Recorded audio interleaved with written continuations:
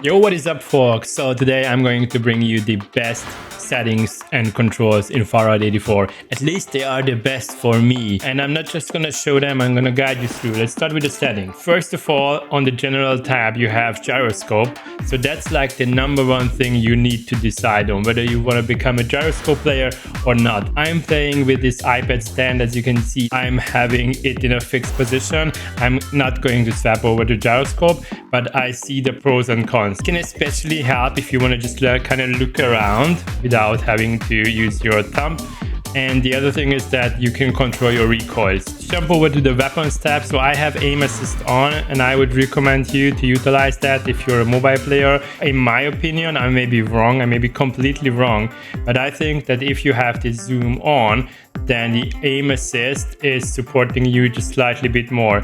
Without using the zoom, you can kind of feel that it helps, but it's harder to aim without the zoom. Auto fire, I have it off. I have it completely off, and I'm gonna tell you why. I think there's a slight delay. So if you hover your crosshair over an enemy, it doesn't automatically shoot. There's a slight delay, maybe just 0.2 seconds or whatever, but I can feel that delay. And because of that, I think if I manually start shooting, I'm just faster. In case it's going to be changed in the future, I may switch back.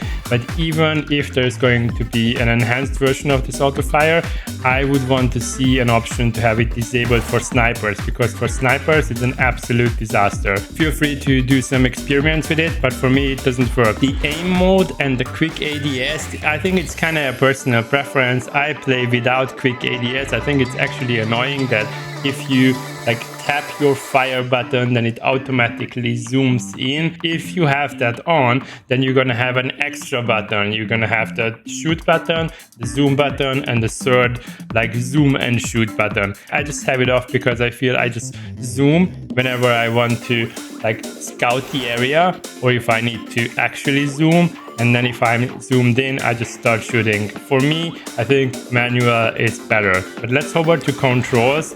And there it is. So on first sight, it may be scary, but I'm going to explain what I have, where and why. So on the left-hand side, left thumb, I'm using that area to control my character, which is kind of pretty obvious, pretty straightforward. And I have the sprint button pretty close to the joystick, because in that case, I don't need to swipe my finger up in the air to start sprinting. Check out what distance works for you, because I think the default is somewhere up here. For me, I'm having it very close or somewhat close, but be cautious, because if you have it close, then you're gonna start sprinting and you cannot just do jogging. And then I have the back here on the left hand side, which I only use if I am out of combat, so it doesn't really matter where it is. On the left hand side, still pointer finger, I have everything related to movement. So I have the two jetpacks, I have the jump and the crouch abilities over there. I'm going to show you on the training ground how I'm utilizing like the four fingers at the same time,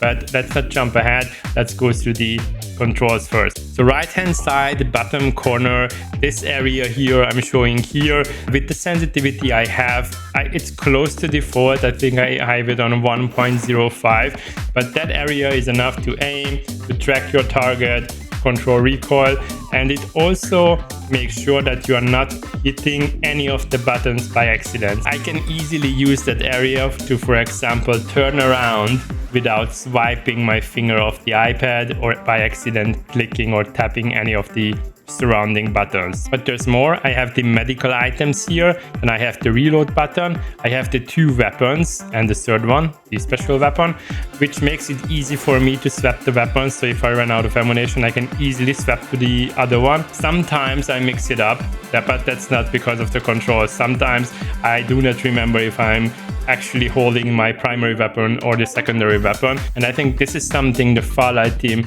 should consider to be improved, to make it more clear like which is the weapon you are actually holding in your hand. Also, I have the rescue button here, and next to it the car related actions. It's not really visible, but I have also my loot here. So if I find something, then it's not popping up in the middle of my screen. It's not really overlapping with anything that would be important, and still it's easy with my thumb to select if there's something I need to pick up. Right pointer finger, this is an important one because that's the finger I'm using for zooming, for shooting, And then I also have my 2 abilities here, and I can enhance my shield, and I'm also using the same finger for marking locations or using emojis. This is pretty much it, but let's hop over to the training ground because I want to explain in more detail why I have it set up like this. So here we are on the training ground. I tried to find a peaceful area, and I'm going to show you what we set up in action. So I'm using my left thumb to look around, to run around. I can sprint if I want, and the right thumb to look and to aim, basically. And then now we can get to the pointer fingers, so I can run, I can look around, and I can jump. I can, for example, jump around and in the meantime look around, which is pretty cool because I'm doing 3 things at the same time. I can also crouch if I want to, and I can eventually use my jetpack, and then in the air I can turn around if I want to. And here comes the other 4 pointer finger, because on top of everything I just showed, I can zoom, I can aim, I can shoot if I want to, I can reload with my right thumb, I can use my ability, I can jump, I can use my jetpack, and then again shoot. And the big thing about this is that you're doing 4 things at the same time. That's the big difference between like PC and standard mobile gaming, where you just use your 2 thumbs. But I think 4 fingers is perfectly enough to kind of compete against PC players, because I've been playing a bunch of hybrid lobbies where I was playing alongside PC players and against PC players, and I can kind of see the difference. But still, I didn't feel that, oh my god, I'm the lame mobile player and I have no chance. No, that's not the case anymore. I think on the very high end, when it comes to the competitive gameplay, PC still has an advantage, but iPad with the 4-finger layout, I think it's coming very close. But if I compare like the 4-finger setup versus the traditional 2-thumb setup, I think there is no way that with 2 fingers you can control so many things at the same time. And the reason for that is because if I remove my pointer fingers, then while I'm like running and looking around, I need to reposition my thumb to do something. It takes time until you move your thumb, for example, to the zoom, even if you have them closed. So basically you cannot do all the things at the same time. The gyroscope is an additional thing that you can consider as something that you can do on top of just tapping your screen, because by moving your screen you can kind of control. It's like a 5th thing you can add into your gameplay. And now, with no further ado, let me show you how this looks like in reality.